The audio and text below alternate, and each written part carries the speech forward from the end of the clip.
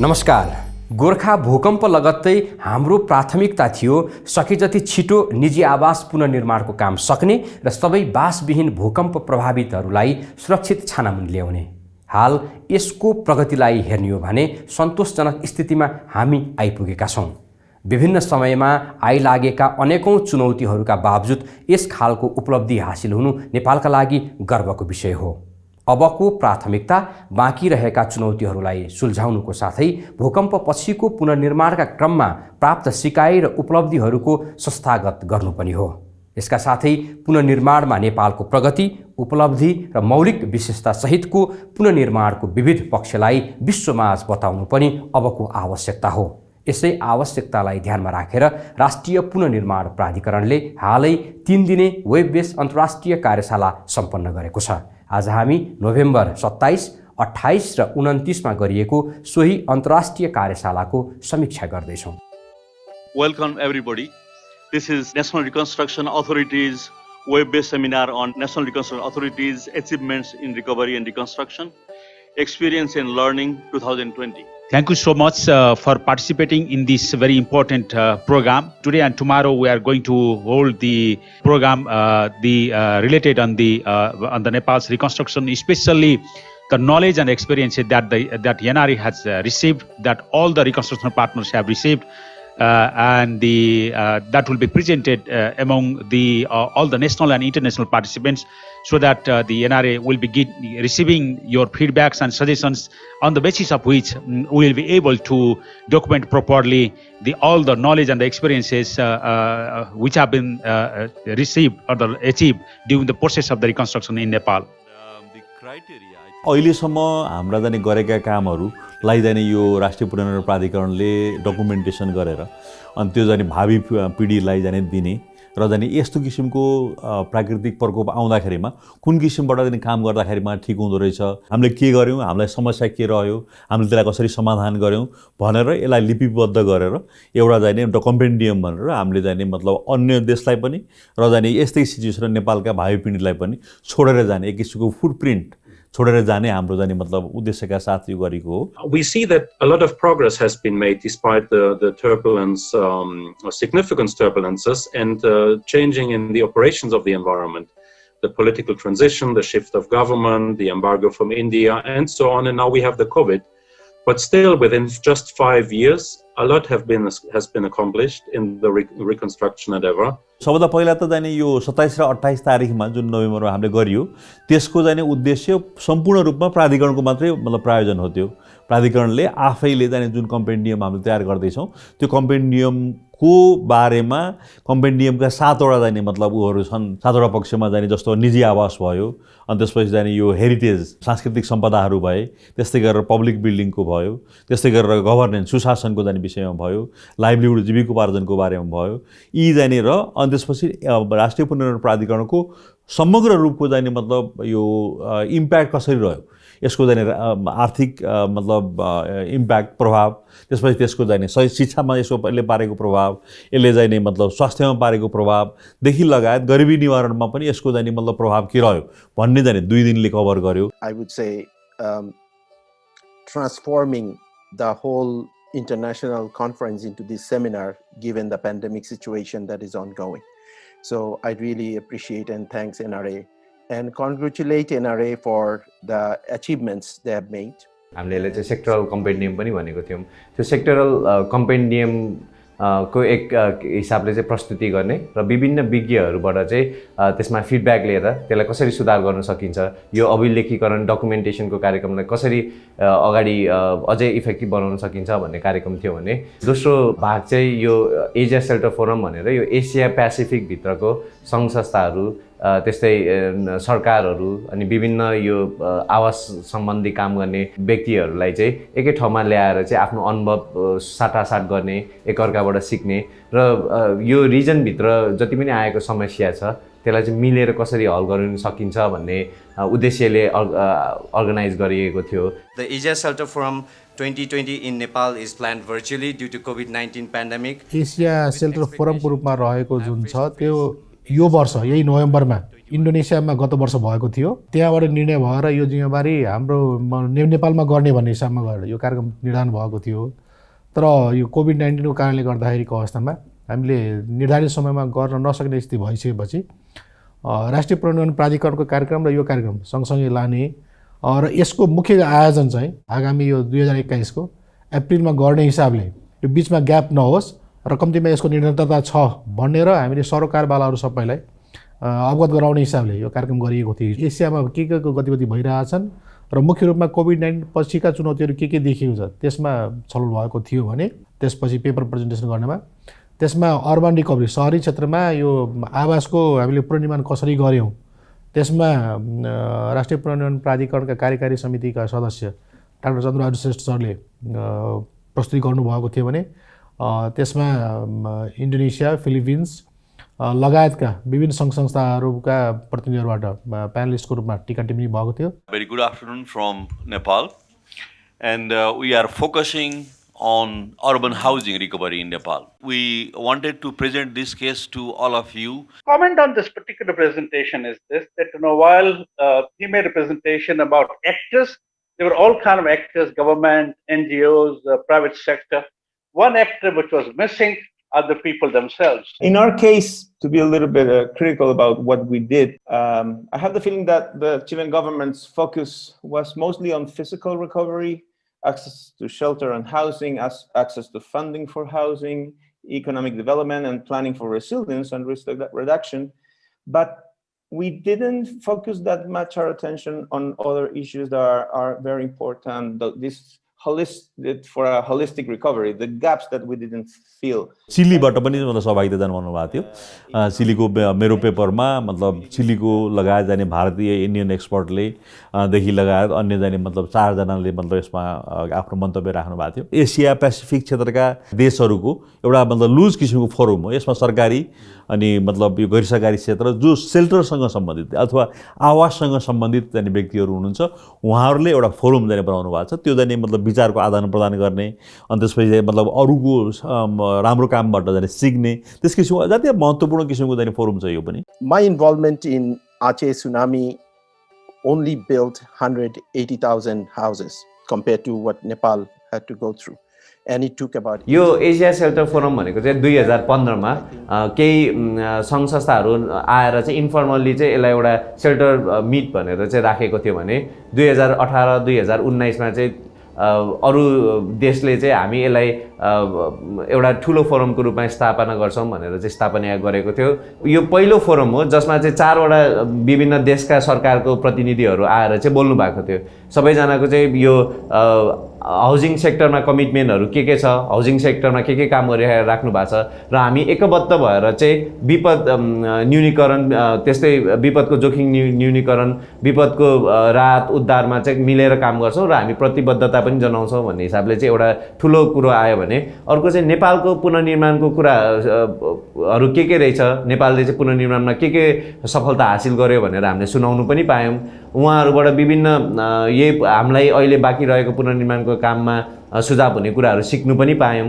Now I'd like to summarize a few things regarding सहभागीहरू जाने अब नेपालको जाने यो पुनर्निर्माणको यो प्राकृतिक प्रकोपसँग जाने मतलब सम्बन्धित व्यक्तिहरू सबै हुनुहुन्थ्यो र हाम्रो जाने आफ्नो यो कार्यान्वयनमा जाने मतलब रहेका सरकारी कर्मचारीहरू भए त्यसपछि गैर सरकारी कर्मचारीहरू भए सम्पूर्ण पुनर्निर्माणसँग सम्बन्ध हुने जाने निकायका सम्पूर्ण जाने मतलब व्यक्तिहरू यसमा हुनुहुन्थ्यो। त्योदेखि लगायत जाने अरू नीति निर्माताहरू भए त्यस्तै गरेर जाने मतलब यहाँ अर्थशास्त्रीहरू भए यहाँ विभिन्न जाने नेपालको ठुलै मतलब एउटा हिस्साले यसमा सहभागिता जनायो भने अन्तर्राष्ट्रिय जगतमा पनि ठुलो जाने सहभागिता रह्यो। Nepal was not well prepared, or there was only nominal DRM capacity and systems in place. I think it's worth noting and giving credit, on the other hand, to the strengths you are building upon in Nepal, including, for example, the existing and very appropriate building codes for housing that were in place, and the training curricula that were not just in place, but well used and well known, developed by DDBC and others. And that's an advantage that many countries don't have.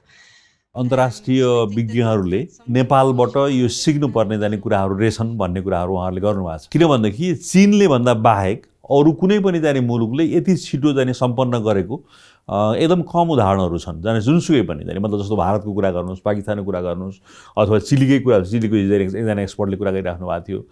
यो मतलब 5 वर्षको दौरानमा यसरी पुनर्निर्माणलाई एउटा अन्तिम टुङ्गोमा पुर्याउन सक्ने क्षमता चीनले हाम्रोभन्दा चाँडै गर्यो। त्यो जाने एउटा एक्नोलेज। चीनभन्दा बाहेकका अन्य मुलुकहरूमा नेपालको जुन अहिलेको जाने प्रगति भयो र त्यसमा जानेबाट नेपालको कुरालाई सिक्नुपर्छ भन्ने जाने सबैको धारणा त्यसरी रह्यो। अर्को केही कुराहरू चाहिँ जस्तो यो ओनर ड्रिभन रिकन्स्ट्रक्सन अप्रोच भनेर हामीले भनिरहेछौँ। सबै भूकम्प पीडितहरूलाई चाहिँ 3 लाख रुपियाँ नेपाल सरकारले चाहिँ अनुदान स्वरूप दिइरहेको छ। त्यो चाहिँ संसारको सबैभन्दा ठुलो एउटा भनौँ न ट्रान्स दिने पैसा अनुदानमा दिने कार्यक्रम भएको रहेछ, त्यो पनि जानकारी भयो। त्यस्तै अरू कुराहरू भनेको जुन एउटा राष्ट्रिय पुनर्निर्माण प्राधिकरण हैन, नेसनल रिकन्स्ट्रक्सन अथोरिटी गठन भयो। यो चाहिँ एउटा भेहिकलको रूपमा चाहिँ यसले सबै पुनर्निर्माणको कामलाई चाहिँ कोअर्डिनेसन गरेर विभिन्न निकायहरूसँग चाहिँ समन्वय गरेर यसले जसरी अगाडि बढायो र अहिलेसम्म आइपुग्दाखेरि जति प्रगति छ 85% भन्दा बेसी घर बनेको, विभिन्न इन्फ्रास्ट्रक्चरहरू रानी पोखरीदेखि लिएर अरू इन्फ्रास्ट्रक्चरहरू बनिसकेको र विभिन्न आर्थिक त्यस्तै सामाजिक हिसाबले पनि जुन क्षमता अभिवृद्धि गर्नु सकेको, आर्थिक सुधार गर्नु सकेको जुन इकोनोमी डेभलपमेन्टको कुराहरू छ त्यसमा पनि धेरै नै काम गरेको, धेरै नै इम्प्याक्ट ल्याएको जस्तो कुराहरू चाहिँ सबैजनाले अनुभूति गर्नुभयो। Nepal response is one of the better documented response. We have a lot of studies. पुनर्निर्माणकै क्रममा नेपालमा पनि भएका यो भवन प्रबलीकरण, जसलाई हामी रेट्रोफिटिङ भन्छौँ, त्योमा नेपालले गरेको अहिलेसम्मको सिकाइ भोगाइ र हाम्रो नेपालमा पनि यो भूकम्प 2072 सालको भूकम्प पछि मात्र यो सुरु भएको होइन कि झन्डै 23 वर्षदेखि नेपालमा भवन प्रबलीकरणको काम सुरु भएकोमा त्यसमा नेपालको सिकाइ के रहेको छ र यसमा अब के गर्नुपर्छ भन्ने हिसाबमा हाम्रो विभागकै साथीले प्रस्तुतिकरण गर्नुभएको थियो भने राष्ट्रिय भूकम्प प्रविधि समाज र अन्य सङ्घ संस्थाहरूबाट यो इन्डोनेसिया र फिलिपिन्स दुईटा अन्य ठाउँहरूबाट पनि त्यसमा केही प्यानलिस्टहरूले आफ्नो मन्तव्य राख्नु भएको थियो। ग्याप रहेको कुराहरू चाहिँ के थियो भन्दाखेरि चाहिँ सहरी पुनर्निर्माण जुन चाहिँ सबैजनाले चाहिँ यो एकदम कम्प्लेक्स छ र यसलाई चाहिँ धेरै समय लाग्छ। हामीले विगतमा हेर्ने हो भने पनि एकदम डेभलप कन्ट्रिजहरूले चाहिँ सहरी पुनर्निर्माण गर्दा चाहिँ कम्तीमा पनि 12-15 वर्ष लगाएको छ। हामी बल्ल 6 वर्षको अवधिमा आइपुग्न लागेको छौँ। त्यो भएर सहरी पुनर्निर्माण अलि जटिल छ। अझै यसमा नीतिगत निर्णयहरू गर्नुपर्छ, अलि भिन्न प्रकारको रणनीतिहरू बनाएर चाहिँ यसलाई चाहिँ अगाडि बढाउनुपर्छ र यसलाई चाहिँ यो जति पनि एसिया पेसिफिकबाट आएको सुझावहरू छ, त्यस्तै विभिन्न उहाँहरूको एक्सपिरियन्स छ, त्योबाट चाहिँ हामीले केही पार्ट सिकेर चाहिँ अगाडि पनि बढ्नुपर्छ भन्ने खालको कुराहरू आयो। र रेट्रोफिटिङ जुन चाहिँ हामीले सुरु गऱ्यौँ, अझ पुनर्निर्माणले चाहिँ त्यसलाई यो रेट्रोफिटिङ टेक्नोलोजी भनेको चाहिँ धेरै राम्रो कुरा हो, जसले गर्दा चाहिँ हाम्रो पुरानो सम्पदा पनि जोगाउँछ र भवनलाई अझै बलियो बनाउँछ भन्ने कुराहरू चाहिँ सिक्यौँ। तर यसलाई चाहिँ विभिन्न जनसमुदायमा चाहिँ आत्मसात गर्नु अझै पनि सकेको छैन, बुझाउनु सकेको छैन। त्यसलाई चाहिँ अझै हाम्रो जति समय बाँकी रहेको छ त्यसमा चाहिँ यो कामलाई अगाडि बढाउनु पनि पर्छ र राष्ट्रिय पुनर्निर्माण प्राधिकरणपछि यसलाई कसले अगाडि बढाएर जाने त, यसको सक्सेसर को हुने त भन्ने कुरामा नि ध्यान पुर्याउनु पर्छ भन्ने खालको सुझावहरू चाहिँ आयो। त्यो सुझावले चाहिँ हामीले खालि यो डकुमेन्टेसन प्रोसेसलाई मात्र राम्रो बनाउने होइन कि अब आगामी बाँकी दिनमा चाहिँ हामीले कसरी अगाडि बढाउनु सकिन्छ भन्ने खालको कुराहरू आएको छ। This whole reconstruction is a dynamic process. Recovery is a dynamic process. As we began the reconstruction, there were certain policies, certain institutional arrangements, and there are certain mechanisms in the beginning. And in due course of time, we learned lesson, and then those policies were improved, those systems were improved, and the reconstruction or the recovery was also improved. It's a matter of proud, and we are all happy as a Nepali, and also the institutions and organizations involved for the housing reconstructions. it's a matter of celebration. Thank you very much for capturing well all aspects of housing reconstruction. Establishing an online system to understand where things are in terms of search and rescue equipments, but also in terms of supplies, both food and non-food items. Not only that's owned by the government itself, but also how do you map it down to every agency, down to every local municipalities. That's a challenge. If we have those information, we will be able to better respond, backed it up with local volunteers, with these 3 security agencies, and if needed, if there's a situation for international assistance, this could be again jointly conducted with international humanitarian responders. So this is an area that we've been working on. And it's been outlined in our annual work plan as well. अहिलेसम्म गएको जति पनि राष्ट्रिय पुनर्निर्माण प्राधिकरण लगायत विभिन्न सङ्घ संस्थाले यो पुनर्निर्माणमा काम गरेको छ त्यो चाहिँ सराहनीय छ भन्ने खालको कुरा पनि आएको छ। अब यहाँबाट अगाडि बढ्दै गर्दाखेरि अब के त भन्ने खालको ठुलो प्रश्न पनि सोधियो। त्यसमा चाहिँ राष्ट्रिय पुनर्निर्माण प्राधिकरणले चाहिँ जसरी आफूलाई आफ्नो डिसइन्गेजमेन्ट स्ट्र्याटेजी प्राधिकरण एउटा फिक्स समयमा छ त्यसको विभिन्न बाँकी जिम्मेवारीहरू कसले वहन गर्ने भनेर पनि छलफल भयो। अबको रोडम्याप चाहिँ हामीले एक्जिट स्ट्र्याटेजी बनाएर मतलब पेश गऱ्यौँ र त्यो एक्जिट स्ट्र्याटेजी चाहिँ मतलब गएको यो हाम्रो जुन निर्देशक समितिको बैठक थियो निर्देशक समितिको बैठकले स्वीकृत गरिसकेको अवस्था छ। यसमा चाहिँ के भन्दाखेरि एउटा मात्रै कुरा के हो भन्दाखेरिमा नेपाल सरकारसँग मतलब अर्थ मन्त्रालयसँग अहिले हाम्रो चाहिँ यो बजेटको लागि एक किसिमको नेगोसिएसन भइरहेको अवस्था छ। किनभनेदेखि अहिले अब यो कोभिड-19 को कारणबाट मतलब अर्थ मन्त्रालयलाई पनि ठुलो मात्रामा जाने एउटा भार परिरहेको छ र त्यसकारण जाने पैसाको आर्थिक मतलब उपलब्धता हुने स्थितिमा हामी जुन एक वर्ष अहिले थपिएको स्थिति र जाने यो जुन एक आर्थिक वर्ष थपिएको स्थिति छ त्यो आर्थिक वर्षमा हामीले जाने सम्पूर्ण रूपमा सम्पन्न गर्छौँ, त्यसमा कुनै समस्या छैन। अब एउटा नसकिने र एक किसिमको छलफल गर्न सक्ने ठाउँ जुन के भन्दाखेरि प्राधिकरणको आफ्नो कारणबाट भन्दा पनि लाभुराईको कारणबाट जाने नसकिने कतिपय घरहरू हुन सक्छ। त्यस किसिमका घरहरू जाने सम्पन्न हुन नसक्ने सम्भावना ठुलो छ। अब यसलाई के गर्ने? अब प्राधिकरणले अन्तिम समयमा हामीले जाने सम्पन्न गर्न नसकेका जुन घरहरू छन् अब एउटा फर्मल किसिमबाट जाने कुराकानी गर्ने हो भन्दै त जसले घर बनाउन सकेन उहाँहरूको जाने मतलब हामीले नियमअनुसार जाँदाखेरिमा उहाँहरूलाई सबै लाभग्राहीबाट हटाइदिने कुरा हुन्छ। हटाइदिइसकेपछि जसले बनाउँछन् त्यो नियमअनुसार बनाउनेलाई अगाडि बढाइदिने, होइन भनेदेखि तिनीहरूलाई लाभग्राहीबाट हटाउने कुरा हुन्छ। अब त्यो पनि एउटा दीर्घकालीन समाधान त भएन फेरि, होइन। अब यो चाहिँ स्थानीय सरकारहरूसँग पनि हामी कुराकानी गर्छौँ र अब सेन्ट्रल लेभलमा पनि निर्देशक समितिले पनि केही निर्देशन देला, दिइसकेपछि त्यसलाई एउटा तार्किक निष्कर्षमा हामी पुऱ्याएर सबै छोड्छौँ। राष्ट्रिय पुनर्निर्माण प्राधिकरण आफ्नो कार्यकाल सकाउने अथवा यसको कार्यावधि सकिने अवस्थामा हुँदाखेरिको अवस्थामा अहिलेसम्मको छलफलहरूमा विभिन्न राष्ट्रिय योजना आयोग, अर्थ मन्त्रालय, प्रधानमन्त्री कार्यालयहरूमा छलफल हुँदाखेरिको अवस्थामा हामीसँग सरोकार रहेका कामहरू, सार्वजनिक भवन निर्माणका कामहरू चाहिँ हाम्रो विभाग अथवा हाम्रो मन्त्रालय अन्तर्गतकोबाट ती हस्तान्तरण हुने भन्ने हिसाबमा भएको छ। त्यो भइसकेपछिको अवस्थामा र यो बिचमै राष्ट्रिय पुनर्निर्माण प्राधिकरणबाट विभिन्न अन्तर्राष्ट्रिय कन्फरेन्सहरू पनि हुँदै गरेको अवस्था छ र उहाँहरूबाट चाहिँ यो सबै कुराहरूलाई चाहिँ अभिलेखीकरण गर्ने कामहरू पनि सुरु गर्नुभएको छ राष्ट्रिय पुनर्निर्माण प्राधिकरणबाट। र हामीले जानकारी पाएअनुसार यो आउँदो असार 78 को असार मथनसम्म उहाँहरूले गर्ने कामहरू गर्ने र 78 को श्रावणदेखि यी चाहिँ हस्तान्तरणको पाटोहरूमा चाहिँ जुन जुन निकायसँग सम्बन्धित कामहरू हुन् त्यहाँ जाने भएको कारणले गर्दाखेरि हामीसँग सार्वजनिक भवन निर्माणका कामहरू चाहिँ हामीमा आउने कुरा छँदैछ। र यसको लागि उहाँहरूले गरेको अभिलेखीकरण काम र त्यो हस्तान्तरणकै पाटोमा 6 महिना राखिएको कारणले गर्दाखेरिको अवस्थामा त्यहाँबाट भएका डकुमेन्टेसनहरू स्वाभाविक रूपमा त्यसको अभिलेखीकरण त्यहाँ पनि हुन्छ र हस्तान्तरणको पाटोमा निर्माणमा हामीले के कस्ता अनुभवहरू सिक्यौँ र अब के गर्नुपर्ने हुन्छ, सँगसँगै यो ऐन नियमको पाटो र भवन संहिताको पाटोमा के कसरी भएको छ ती सबै अभिलेखीकरण गर्ने कामहरू चाहिँ त्यहाँबाट भएको हुनुपर्छ भन्ने हिसाबमा हामी लाग्छ अथवा भइरहेको छ भन्ने छ। अहिलेको अवस्थामा हामीले यो भूकम्प आउनुभन्दा पहिले नै प्रयास सुरु भए पनि जुन राष्ट्रिय भवन संहिताको 105 त्यो भर्खर हाल केही समय अगाडि मात्रै नेपाल सरकारबाट स्वीकृति भएर यो परिमार्जन भएको अवस्था छ। तर यसको कारणको लागि भनेको मुख्य भवन ऐन जसमा अहिले पनि सङ्घीय पहिला केन्द्रीकृत रूपमा भएको जुन संरचना थियो त्यो अनुसारको अहिले पनि नियमहरू छ। यसको लागि मन्त्रालयबाट राष्ट्रिय भवन ऐन यो चाहिँ परिमार्जनको क्रममै छ। त्यो परिमार्जनले त्यहाँ दिने जुन अधिकारहरू हुन्छ अनि त्यसले बल्ल नियमनलाई सजिलो पुर्याउने हुन्छ कानुनी रूपमा भन्ने हो भने।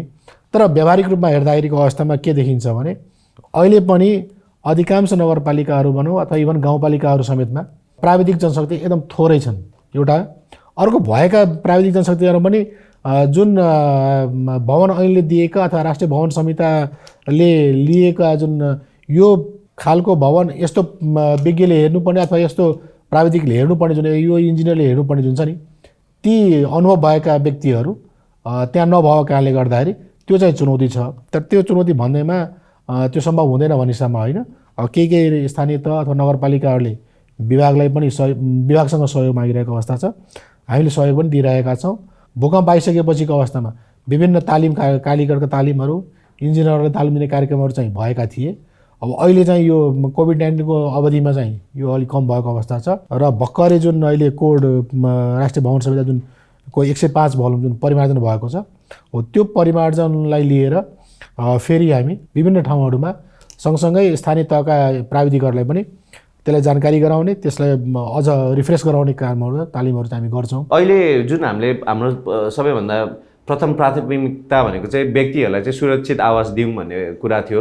त्यसलाई चाहिँ हामीले धेरै हदसम्म चाहिँ मेहनत गरेर प्राधिकरणले सबै सङ्घ संस्थाहरूले मेहनत गरेर अहिले एकदम ठुलो उपलब्धि हासिल गरेको छ र यसलाई सँगसँगै अगाडि बढाउँदै गर्दाखेरि चाहिँ यो जति पनि सिकाइहरू छ त्यसलाई संस्थागत गरिनुपर्छ भन्ने खालको कुराहरू गर्दै गर्दाखेरि चाहिँ अझै पनि पुनर्निर्माण सकिएको छैन। त्यसलाई निरन्तरता दिएर बाँकी रहेको कामकाजलाई सघाउनै छ र सँगसँगै यो जति पनि सिकाइ छ सिकाइलाई चाहिँ हामीले अभिलेखीकरण गर्न सकेनौँ, डकुमेन्टेसन गर्न सकेनौँ र सिकेको कुरा चाहिँ हामीले बिर्स्यौँ भने चाहिँ यो यत्रो जति पनि लगानी भएको छ पुनर्निर्माणमा सिकेको कुरा छ त्यो चाहिँ सबै हराएर गयो भने फेरि 10 वर्षपछि भूकम्प आउँदाखेरि चाहिँ 2045 सालमा जे भएको थियो 2072 सालमा जे भएको थियो फेरि हामी चाहिँ सुरुदेखि नै त्यो कामहरूमा लाग्नुपर्छ। त्यो चाहिँ संस्थागतमा संस्थाले सिकेन अथवा त्यो जुन इन्स्टिट्युसनल मेमोरीको कुरालाई चाहिँ हामीले बचाएर राख्नु सकेनौँ भने चाहिँ फेरि पनि हामी कुनै विपद ठुलो विपद गएको बेलामा चाहिँ हामी शून्यदेखि सुरु गर्नुपर्ने हुन्छ। त्यो भएको हुनाले चाहिँ यसलाई बाँकी रहेको कामलाई पनि निरन्तरता दिनु र सिकेको सिकाइलाई पनि सिकेर संस्थागत गराएर चाहिँ त्यसलाई हाम्रो व्यवहारमा उतार्नु चाहिँ एकदम महत्त्वपूर्ण छ र यो हामीले अहिले गर्नु सकेनौँ भने चाहिँ हाम्रो अबको ठुलो कुनै दिनमा गएको ठुलो विपदले चाहिँ हामीलाई फेरि शून्यबाट सुरु गर्नुमा बाध्य पुर्याउँछ। हामीले जाने अन्तर्राष्ट्रिय क्षेत्रका इस्टाब्लिस जाने सिग्नेचरहरूलाई बोलाएका थियौँ जाने मतलब जो जाने यसमा सम्पूर्ण रूपमा जाने विशेषज्ञ छ, टेस्टेड विशेषज्ञ कुनै जाने गरेको छैन। त्यस्तो किसिमको जाने व्यक्तित्वहरूलाई पेपर कमेन्ट गरेका थियौँ। जस्तो अब रेस्क्यु रिलिफमा जुन पहिलाको पेपर भयो त्यसमा जाने हाम्रो लीलामणि पौडेल त्यति बेलाको रेस्क्यु रिलिफमा मुख्य सचिव उहाँ नै हुनुहुन्थ्यो। मुख्य सचिव उहाँलाई नै जाने कमेन्टेटर बनाएको थियौँ हामीले रेस्क्यु रिलिफमा र गभर्नेन्समा। जो जाने व्यक्ति जुन जाने पेपर छ त्यो पेपरको जाने मतलब एउटा स्पोक्स पर्सन हुन्छ नि त्यस किसिमको व्यक्तिहरू ल्याएको थियौँ र हामीले जुन पेपर बनायौँ त्यसमा जाने प्राधिकरणको आफ्नो किसिमको दृष्टिकोण जाने हाम्रो थियो र यसबाट मतलब उहाँहरूको कमेन्टले हाम्रो जाने अर्को तेस्रो आँखा खोल्यो भन्नुहोस् न किसिमबाट योलाई मतलब त्यस किसिमबाट पनि हेर्न सकिन्छ हो त भन्ने जाने रियलाइजेसन हामीले गऱ्यौँ। अब यो त हामीले नेपालको लागि मात्रै बनाएको पेपर होइन, यो जाने अन्तर्राष्ट्रिय जगतले पनि यसबाट लाभान्वित हुनुपर्ने हुन्छ। त्यस कारण जाने यसले त ठुलो जाने मतलब एउटा मद्दत गर्यो। हाम्रो तर्फबाट मतलब यो आयोजकको तर्फबाट कुराकानी गर्दाखेरिमा अत्यन्तै सफल भयो। मतलब हाम्रो जुन उद्देश्य थियो त्यो उद्देश्य अनुसार जुन किसिमबाट जानुपर्ने हो त्यो जाने मतलब सम्पूर्ण उद्देश्यहरू जाने यसले पुरा गर्यो भन्ने लागेको छ हामीलाई। Actually, this 2 days program was really fruitful and very useful to especially to the NRA, especially in regards to the accomplishing the remaining set of the tasks that the NRA has to do. We would like to thank to you all. Thank you so much, and it is really very successful event that we have been it has been possible. We have been able to launch and to complete today.